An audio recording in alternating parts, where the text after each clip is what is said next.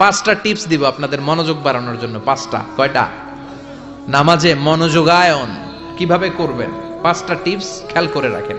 কিভাবে নামাজের মনোযোগ বৃদ্ধি করবেন। টিপস নাম্বার 1, সল্লু সলাতান মুআদ্দিয়া, বিদায়ী নামাজ পড়বেন। মনে করবেন হতে পারে আজকের এই নামাজটাই আমার জীবনের শেষ নামাজ। এখন বাজে 10:30, আপনাকে বলা হলো আজ রাত 1টার দিকে আপনার জীবনের হায়াত ফুরিয়ে যাবে। চলে যাওয়া লাগবে না আমাদের? থাকতে পারবো আমরা? চলে যাওয়া লাগবে। রাত 1টায় মালাকুল মাউত চলে এসে রূহ কবজ করে নিয়ে যাবে। আর 1.5 ঘন্টা আপনার হাতে সময়। এই 1.5 ঘন্টায় আপনি নামাজ রোজা যা পারেন করে নেন। আপনার হুঁশ থাকবে? কথা কন। 1.5 ঘন্টা পরে আপনার মরণ। আপনি তাড়াতাড়ি করে অজু করে আসবেন, যায় নামাজে দাঁড়াবেন, মনে মনে ভাববেন আজকে জনমের মতো মাফসাম আল্লাহর কাছে। আকাম কুকাম যা করছি সব কাইন্দা একেবারে মাফ করায় ফেলাম আল্লাহর কাছে, ঠিক কিনা?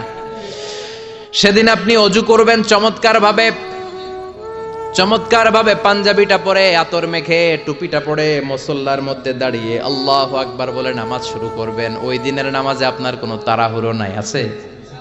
আজীবন তাড়াহুড়ো করছেন, কিন্তু ওই দিন আপনার তাড়াহুড়ো নাই। ওই দিনের রুকুটা আপনার জীবনের শ্রেষ্ঠতম রুকু হয়ে যাবে। ওই দিনের সেজদাটা আপনার জীবনের শ্রেষ্ঠতম সেজদা হয়ে যাবে। ওই দিন আপনি সেজদায় পড়ে চোখের পানি দিয়ে জায়নামাজ ভিজিয়ে দিবেন না? কথা বলেন, দেবেন না? এর কারণ আপনি জেনে গেছেন এটাই আপনার জীবনের শেষ নামাজ, ঠিক কিনা? তো এই যে প্রত্যেক নামাজের সময় মসজিদে যে আল্লাহু আকবার বলে যে দাঁড়াই, এই নামাজের পরে আবার কোনো নামাজের চান্স আমি জীবনে পাবো কিনা কোনো গ্যারান্টি আছে? চিল্লায় বলতে হবে, গ্যারান্টি আছে? আরো 30 মিনিট আমরা সবাই বেঁচে থাকবো, গ্যারান্টি? আরো 10 মিনিট বাঁচবো, গ্যারান্টি?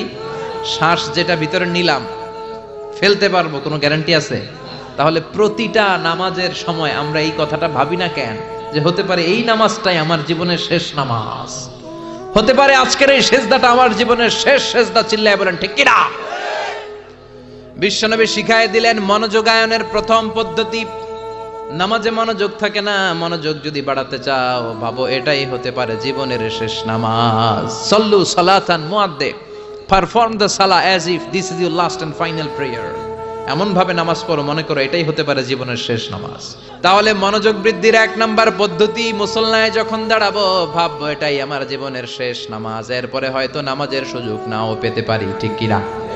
2 নাম্বার পদ্ধতি হলো নামাজের মধ্যে আহকাম এবং আরকানগুলো ধীরস্থির ভাবে আদায় করতে হবে। তাড়াহুড়ো নামাজের মধ্যে করা যাবে না।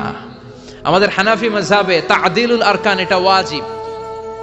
রুকুনগুলো আদায় করার সময় ধীরস্থির ভাবে আদায় করা এটা হানাফি মাযহাবে কি? ওয়াজিব। চিল্লায় বলেন, এটা কি ওয়াজিব? তরক করলে কি করতে হয়? হ্যাঁ, সহু সেজদা দিতে হয়। কিন্তু অন্যান্য মাযহাবে এটা ফরজ, এটা বাদ দিলে আপনার নামাজই হবে না, তাড়াহুড়ো করলে নামাজই হবে না। যখন নামাজে দাঁড়াবা ধীরস্থির ভাবে দাঁড়াবা। রুকুতে যখন যাবা পিঠটারে টান টান করে সোজা করে দিবা।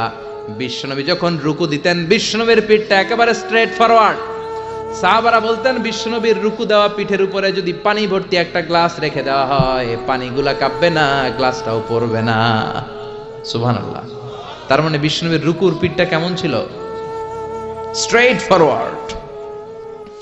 বিশ্বনবী বলেন রুকু থেকে দাঁড়াবা ধীরস্থির ভাবে দাঁড়াও, আবার সেজদায় গেলে ধীরস্থির ভাবে যাও। তাহলে মনোযোগ বাড়ানোর 2 নাম্বার পদ্ধতি হচ্ছে কি করবেন? ধীরস্থির ভাবে। There is no rushing in salah, there is no hastiness in salah। নামাজের মধ্যে কোনো তাড়াহুড়ো নাই। তাড়াহুড়ো করলে এটা নামাজ হয় না।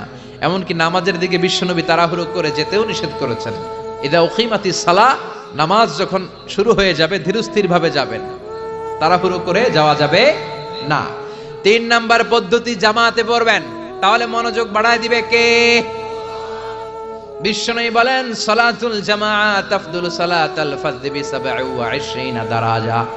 একা একা নামাজ পড়লে যতটুকু সওয়াব হয় জামাতে নামাজ পড়লে 27 গুণ বেশি সওয়াব হয়। জামাতে পড়ার দরকার আছে না নাই? জামাতে পড়লে আর মনোযোগ এদিক সেদিক যায় না। সবাই আল্লাহু আকবার, আমি আল্লাহু আকবার, সবাই আসসালামু আলাইকুম ওয়া রাহমাতুল্লাহ, আমি আসসালামু আলাইকুম ওয়া রাহমাতুল্লাহ। মন আমার এদিক সেদিক যাওয়ার সুযোগ আছে? কম, ঠিক কি না? 4 নাম্বার, নামাজে যা বলেন অর্থ বোঝার চেষ্টা করেন। আমরা সালাতে যেটা বলি এটার অর্থ বুঝি না। আমরা প্রতিদিন বলি আলহামদুলিল্লাহি রাব্বিল আর রহমানির মালিকি, আবার বলি সামি আল্লাহু লিমান হামিদা, কি কইলাম বুঝি নাই। সুবহান রাব্বিয়াল আলা মানে কি জানি না, আত্তাহিয়াত লিল্লাহি ওয়াস সালাওয়াত ওয়াত তাইয়্যিবাত অর্থ কি জানি না। এজন্য সালাতে যা বলেন এটা বুঝে বুঝে বলার চেষ্টা করেন। অ্যাট লিস্ট সালাতে যেটা আপনি পড়েন এটার অর্থটা শেখার চেষ্টা করেন, তাহলে বললে হৃদয়ের মধ্যে টাচ লাগবে, অন্তরে দরদ লাগবে, চিৎকার করে বলেন ঠিক কি না।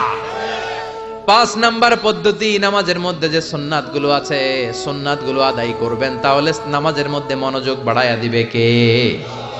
হাত তোলা সুন্নাত তোলেন, রফউল ইয়াদাইন যদি করেন, অভ্যাস যদি থাকে বারবার হাত তোলা তুলেন, প্রতিবার তুললে 10টা করে সওয়াব। আমিন বলবেন, যে মসজিদে জোরে জোরে বলেন, আস্তে তো আস্তে বলেন, কিন্তু বইলেন, বলার দরকার আছে না নাই? বিশ্বনবী বললেন, ইদা আম্মানাল ইমাম আমিনু, ইমাম যখন আমিন বলে তোমরাও আমিন বলো, কারণ তোমরাও যখন আমিন বলো ফেরেশতারাও আমিন বলে। তোমাদের আমিন ফেরেশতাদের আমিন যখন মিলে যায় তোমাদের জীবনের সব গুনাহ মাফ করে দেয় কে? এজন্য আমিন জোরে কোন বাস্তে কোন বলবেন, এটা ছাড়বেন না। তাশাহুদের মধ্যে আঙ্গুল তুলবেন, হয় নাড়াবেন নয় তুলে রাখবেন, এটা সুন্নাহ। আশাদ্দু আলা শাইতান মিনাল হাদিদ, শয়তানরে লোহা দিয়ে পিটাইলে যত কষ্ট পায় তাশাহুদে বসে এই আঙ্গুলটা নাড়ালে এর চেয়ে বেশি কষ্ট পায়। সুবহানাল্লাহ কইবেন না? এজন্য মুরাআতুস সুনান, সুন্নাতগুলো মানার চেষ্টা করেন, সালাতে মনোযোগ বাড়ায় দিবে কে?